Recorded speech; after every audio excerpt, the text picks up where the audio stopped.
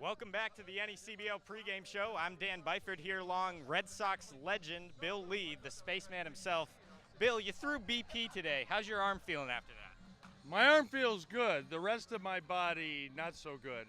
I forgot it was an AstroTurf and I was wearing spikes, so I was sliding around a little bit. But yeah, I feel good. You know, I was lightheaded at the end, but how would I know? So in your hand right there, you got a baseball bat. You told me a little something earlier about what you would go seek out trees that didn't have any heart in them, and you had a special name for those kind of bats. Can you tell me about that? Yeah, when you look for heartwood is bad in there, so you find a bat with no heart. So when I found one with a little pin heart, I called it a Carl Yastrzemski bat because he didn't have any heart. He was a tough guy, and I just always found those bats. This is a fast-growing maple.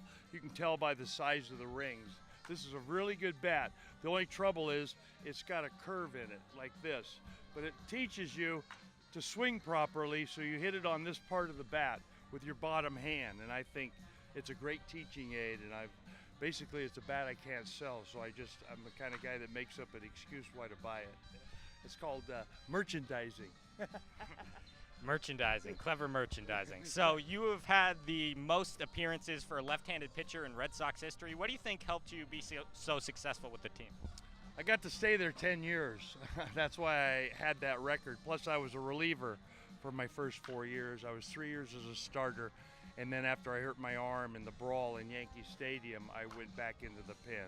So I just happened to get a lot of appearances, and the reason I did that well is because I got people out, and that's all you got to do. Doesn't matter how hard you throw, just get them out. All right, so you were famous for your leafus pitch, and since you stopped playing, the only major league pitcher I've seen in recent years really use an ephus consistently was Vicente Padilla, and he's out of the league now. Why do you think that the pitch is declined in usage? It's hard to throw for a strike. You know, I adapted because I'd hurt my arm and I had to throw my break and stuff slower.